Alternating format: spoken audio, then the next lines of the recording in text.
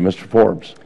Thank you, Mr. Chairman. And Mr. Secretary, you heard the Chairman say we only have 5 minutes. If I had longer, I would compliment you more on all the things you've done, which I think have been very good up to this particular point in time. I want to go right to my question. Less than a month ago, when you appeared in a Senate committee similar to ours, you made a statement that if we allowed the trigger of this sequestration to take place and had $600 billion of additional cuts, it would be like shooting ourselves in the head. And I think that was a good analogy, but I also come back and say that was more than just the fact that these were across-the-board cuts, because even if we said $600 billion, but you allocate the cuts, it would still be like shooting ourselves in the head.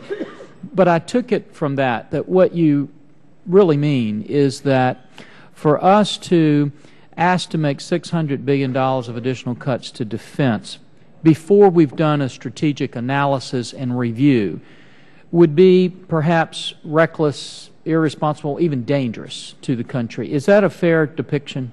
All of that.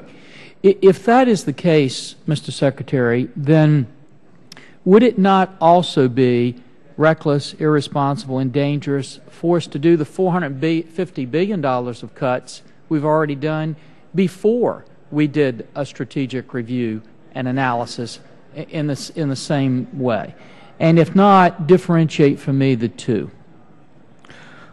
Well, you know, the reality I'm dealing with is that the Congress. I'm not blaming you. No, I understand, but you know, I'm dealing with the reality of having to reduce $450 billion and do it, you know, over these next 10 years. I mean, obviously, the better approach, you know, had we the resources in this country and had we, you know, managed our budgets more responsibly, the better approach would have been to develop the strategy to be able to discuss exactly what we need, determine what the resources would be in order to meet that strategy, and then come to you and say this is what we need in order to do the job. But the two are essentially the same. So if one of them was perhaps reckless and irresponsible and dangerous, you can make the argument that the other one would be too. And the other thing that I wanted to raise is we've heard a lot about risk, and both you and the chairman mentioned that there were risks to missions and institutions, but as you probably know, yesterday we had 3 former chairmen in here, all who had tremendous wisdom, expertise. Former Chairman Skelton made an interesting observation. I asked him to give us the biggest warning that he would offer us as a committee, a Congress, and a nation. And he said it was over his tenure in Congress he had seen 13 different contingencies, conflicts. 12 of them were unpredictable. That means that the President, whoever he might be, is going to have similar unpredictable missions that we can't foretell right now.